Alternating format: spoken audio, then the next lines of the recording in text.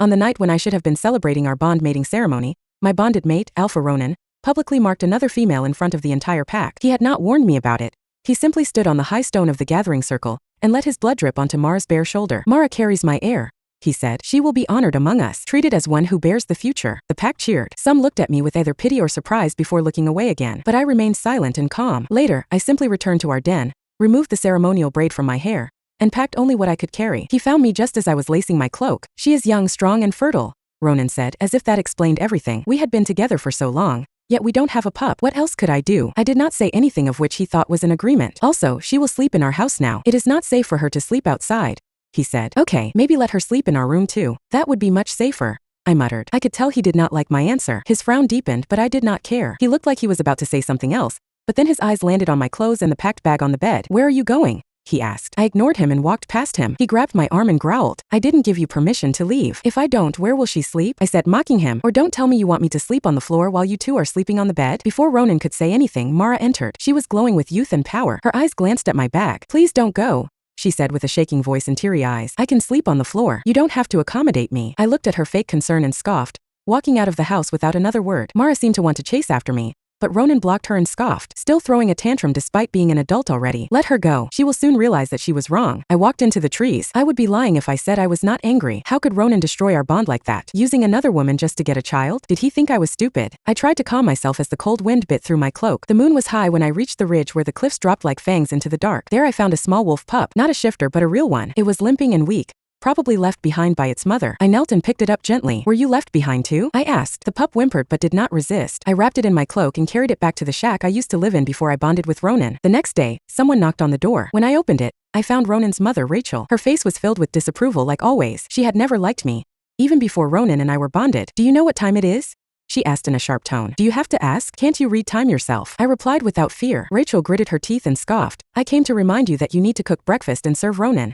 You lazy woman. I laughed. Why should I serve him? Didn't he already choose a new mate? Can't she cook? She's pregnant. How could you expect her to work? Rachel said, glaring. Not that you would understand. You've never had a child. I clenched my fists. I did know. I had gotten pregnant once, but an accident had caused me to lose it. The healer said I might never carry a child again. I thought Ronan had accepted that fact and still loved me, but it seemed to be just wishful thinking. Before I could say anything, Mara appeared beside Rachel, looking pale and weak. She leaned into Rachel like a child needing comfort. Please don't be angry at her because of me. I can cook, she said, trying to sound pitiful. My feet were tired, and I had morning sickness. That's why I couldn't move well and woke up late. I'm sorry. I will cook. Mara looked at me with a soft smile. Bella, how about you? Is there anything you want to eat? I'll make it. Rachel turned to Mara with soft eyes, full of affection. No, you don't have to. You're pregnant. You need to rest. No, I can do it. I've done harder things. Cooking is easy, Mara insisted. This child, Rachel said with pride, then glared at me again. Look what you've done, making a pregnant woman work. Do you feel no shame? I rolled my eyes. She said she could do it.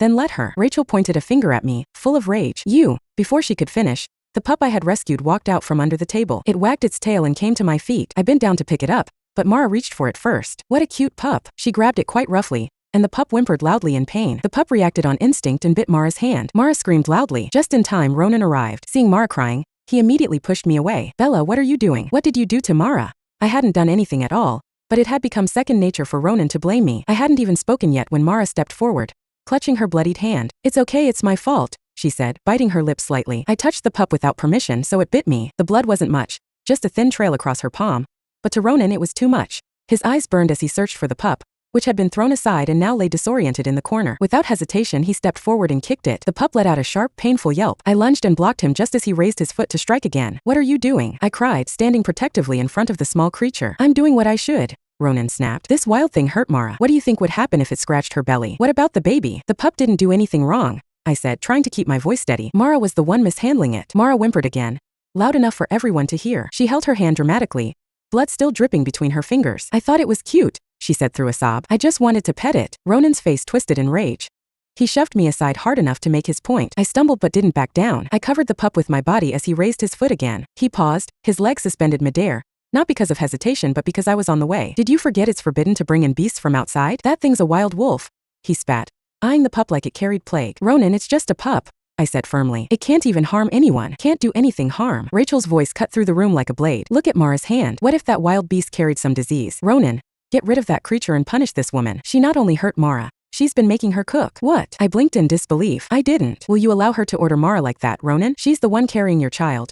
Rachel looked at me from head to toe with a sneer. Instead of staying with this barren woman, you should take good care of someone who could give you a child. Ronan did not comment on Rachel's words. Instead, he focused on me. She's carrying our child, Bella. After birth, you will be its mother, Ronan said, holding Mara close in his embrace. Can't you accommodate her while she is carrying the baby? It would be for your own good. Ronan, what are you saying? Are you still choosing this woman? Rachel protested. Shut up, Ronan commanded without looking at Rachel, only focusing on me. Take care of Mara as to bond with the child. I saw Mara lower her head, her thoughts unreadable. I couldn't help but sneer at Ronan. Ronan, let's break the bond. Ronan froze. He was about to speak when Mara cried out, suddenly clutching her stomach. Ronan, I think my tummy hurts. Ronan immediately turned to her, panic flashing in his eyes.